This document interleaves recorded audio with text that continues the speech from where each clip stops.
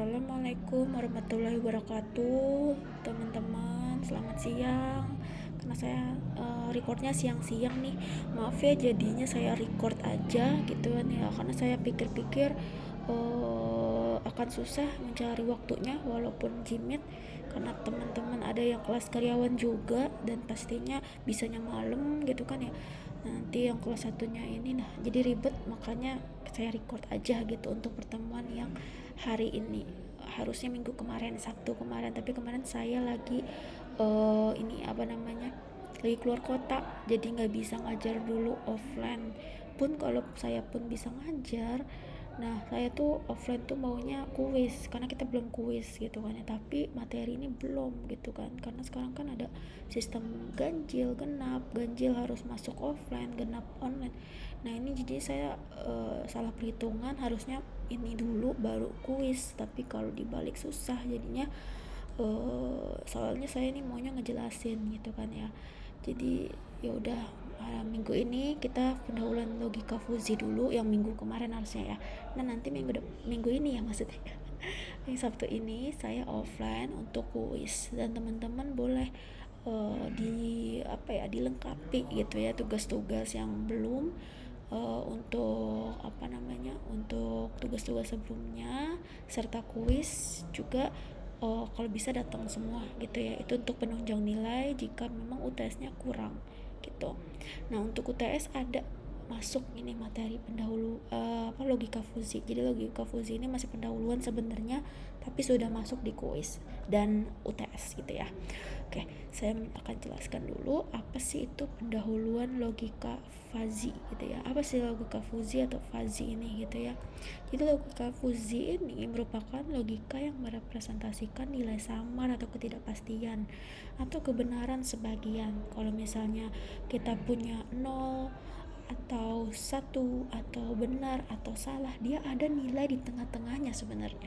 Itu sih logika fuzi gitu ya. Kalau logika boolean ya udah 0 1 gitu kan. Hitam putih, nggak ada abu-abu tengahnya gitu kan ya. Nah kalau logika fuzi mengajarkan bahwa di antara 0 dan 1 itu masih ada nilai samar, ada kebenaran sebagian kayak gitu. Nah, logika fuzi ini dikembangkan oleh Prof. Lotfi Aliaskar tahun 1965 gitu ya, yang merupakan ilmuwan Amerika Serikat. Dia orang Iran dari Universitas California di Berkeley. Nah, kalau kita bandingin sama logika boolean yang cuman punya 0 dan 1, yang menyatakan bahwa apapun itu direpresentasikan oleh nilai binar, benar atau salah gitu kan, hitam atau putih. Tapi untuk logika fuzi mengajarkan bahwa ada loh nilai keanggotaan dari angka 0 dan 1 gitu kan. Ada loh abu-abu di antara hitam dan putih. Ada loh konsep-konsep seperti agak gitu kan, sedikit, lumayan, sangat gitu. Jadi ada konotasi gitu ya, nilai antara 0 sampai 1 gitu. Itu logika fuzi dibanding logika boolean. Kayak misalnya ini, kalau logika boolean berarti kan hanya hitam putih, ya berarti foto hanya hitam putih jatuhnya itu kan ya. Padahal ada yang namanya warna abu-abu, ada yang mendekati hitam, ada yang mendekati putih kayak gitu kan ya. Itu terus ada yang namanya presisi dan signifikans. Kalau presisi artinya kalau misalnya nih kita contohkan ada barang, ada benda yang mau jatuh nimpa kita ya, misalnya ada 1500 kilo massa yang akan menimpa kita dalam 45 kecepatan 45,3 milisecond gitu kan ya. Nah ya kalau presisi ya dia benar-benar detail, akan ada benda jatuh 1500 kilo masanya, nah keburu jatuh ya kan, keburu jatuh barangnya gitu kan. Tapi ada namanya signifikan, jadi dia nggak presisi, nggak nggak detail, tapi ya udah ya awas jangan di situ. Nah itu kita udah langsung paham kalau kita harus pergi dari situ. Tuh. Logika fuzi juga mengajarkan presisi dan signifikan tadi, tapi nanti ya ini di real worldnya gitu, di real life-nya. Nah kalau di kehidupan kita gitu kan ya, jika misalnya nih kita shower aja nih, oh ternyata shower ini punya logika fuzi yang kalau misalnya suhunya kurang dari 60 dia akan nyalainnya kira-kira seberapa panas atau seberapa dingin gitu kan, apakah batas suhunya sama nih setiap anggota keluarga, apakah lagi musim panas, apakah lagi musim dingin. Jadi banyak kondisi di dalamnya kayak gitu. Begitu juga untuk penerapan logika Fuzzy di perangkat-perangkat lainnya, ada rice cooker misalnya atau mesin cuci kayak gitu kan ya. Misalnya kalau rice cooker gitu kan, kalau dia pakai logika Fuzzy dia pasti bisa mengatur suhu. Misalnya ini dia masak beras gitu ya, masak nasi gitu kan ya, airnya masih banyak, dia akan melakukan lebih panas misalnya. Tapi ini udah mulai jadi nasi nih, tinggal nanak misalnya gitu kan ya, nanti dia akan panasnya akan agak dikurangin, gak sama kayak tadi gitu. Itu untuk sistem menanak nasi. Kalau menanak bubur kayak gimana lagi? Nah itu penerapan logika Fuzzy kalau di perangkat-perangkat. Begitu juga mesin cuci misalnya gitu kan ya. Jumlah pakaiannya sedikit nih, airnya semana ya gitu, jika memang ada ya logika Fuzzy di dalamnya. Mungkin AC juga gitu kan. Ruangannya panas kah gitu kan, ruangannya panas berarti dia akan ekstra, tapi kalau ternyata menurut dia ruangannya udah dingin gitu kan, memang kalau ada ya gitu, nggak semua perangkat ada tapi mungkin ada gitu. Yang biasanya sering ada tuh di mesin cuci dan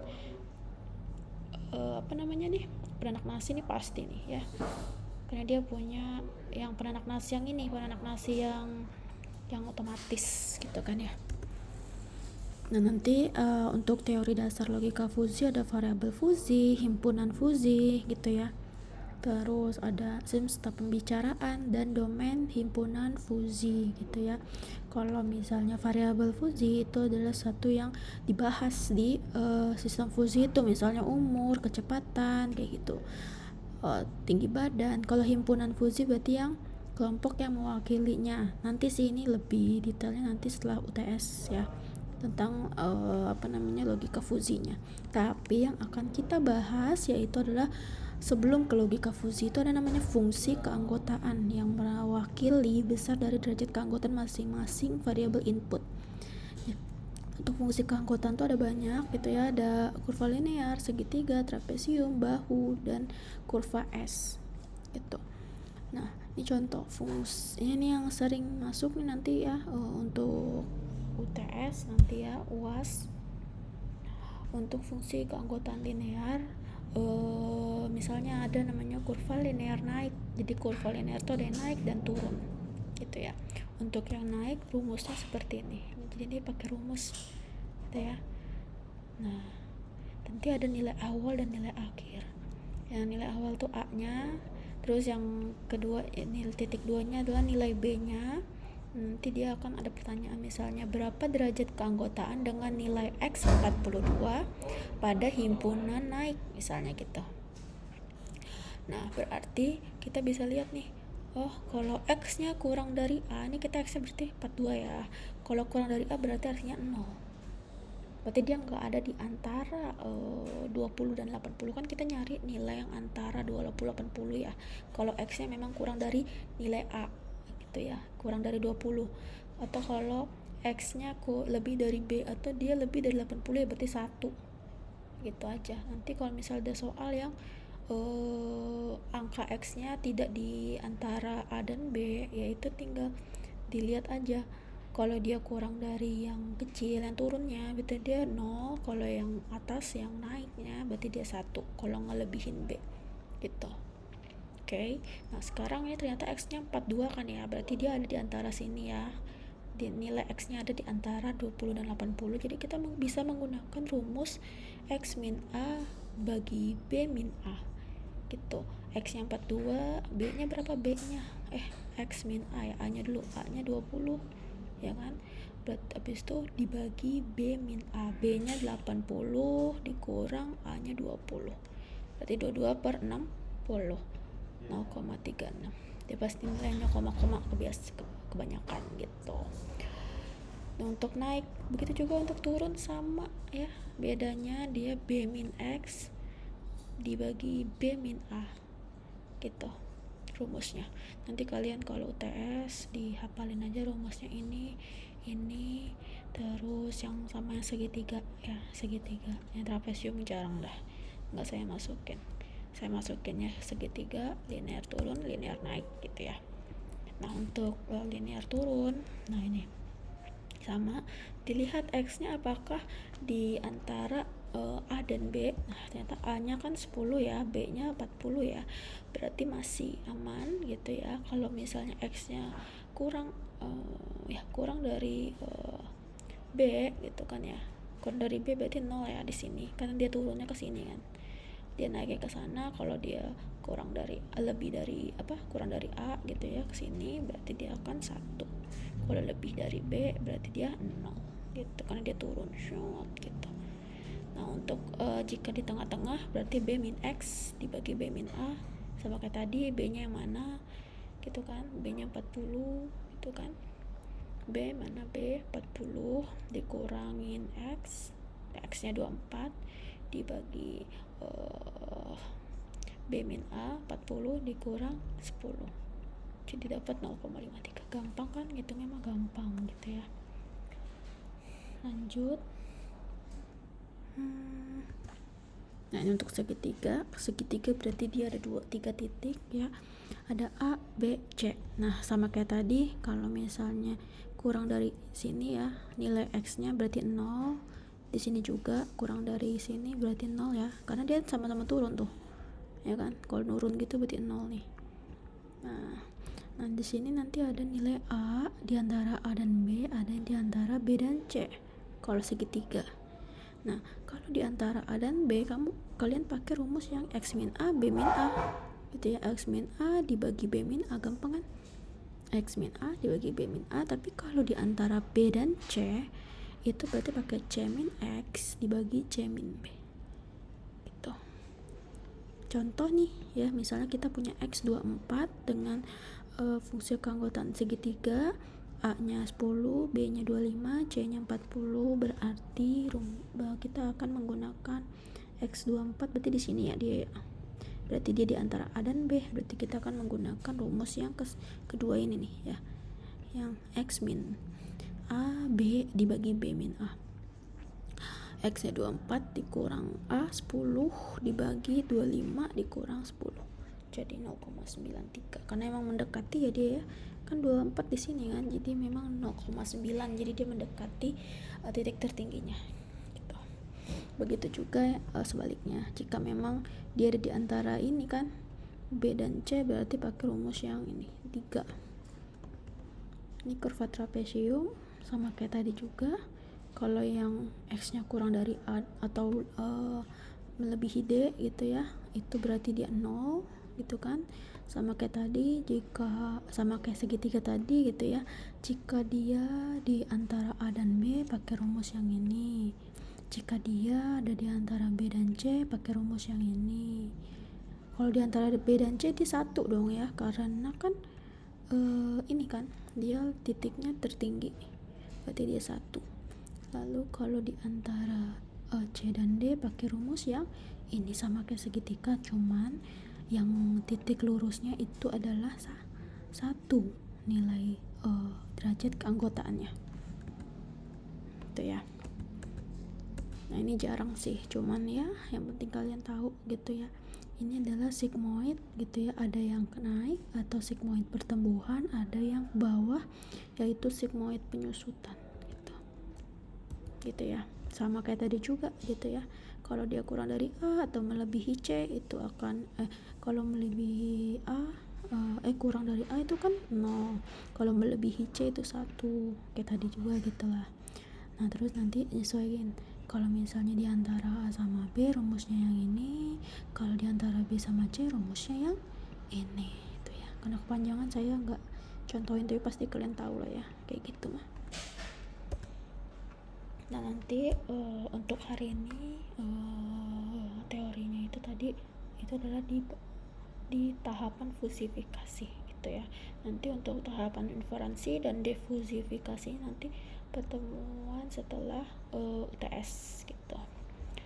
Ini apa? Oh ini basis pengetahuan dulu. Ini mah udah sering ya kita bahas, yaitu basis pengetahuan merupakan kumpulan aturan-aturan yang ada di dalam sini nih ya, yang berbentuk if then, yang udah dibuat oleh pakar, yang udah bukan dibuat sih, yang udah dikumpulin ya. dikumpulin dari pakar, ditaruh di dalam basis pengetahuan. Nah, inilah kita di tahap fusifikasi ya. Derajat keanggotaan itu di tahap fusifikasi yang merupakan proses mengubah input sistem yang memiliki nilai tegas menjadi variabel linguistik atau si fusi tadi menggunakan fungsi keanggotaan gitu. Nanti disimpan di basis pengetahuan juga. Nanti kita akan maju ke inferensi, lalu ke defusifikasi, yang dimana inferensi itu dia ngubah lagi input fusi tadi menjadi output fusi, jadi if then lagi di inferensi gitu ya. Lalu nanti abis dari inferensi ke defusifikasi gitu ya, yang dimana dari dari if then tadi dia ngubah lagi menjadi nilai tegas, jadi outputnya tetap harus nilai tegas atau krips tadi menggunakan fungsi keanggotaan yang udah ditetapkan kayak gitu. Tapi ini nanti ya untuk inferensi dan defusifikasinya, tapi nanti kalian boleh dipelajari juga nih ya, nanti ada juga nih ya fusifikasi apa, inferensi apa, defusifikasi apa. Nah ini untuk latihannya nanti saya upload di Vclass ya, untuk Vclass minggu kemarin yang tanggal 16 Mei gitu ya. Nih gampang kan ini mah ya, kalian tentuin dari masing-masing derajat keanggotaan 28, 33 dan 17. Hitung-hitung ini adalah latihan UTS dan UAS, UTS dan kuis, karena nanti di kuis ada, di UTS ada. Dan jangan lupa untuk kuis juga dipelajari untuk yang kemarin tuh yang inferensi logika ya gitu, nanti dipelajari. Tapi kuis kayaknya boleh open book ya, tapi tidak boleh nyontek gitu ya. Oke, kalau ada pertanyaan boleh langsung tanyakan ketua kelas, nanti ketua kelas tanya ke saya. Oke, sekian teman-teman. Assalamualaikum warahmatullahi wabarakatuh. Sampai ketemu lagi minggu depan ya. Minggu ini maksudnya, Sabtu ini. Ya, terima kasih.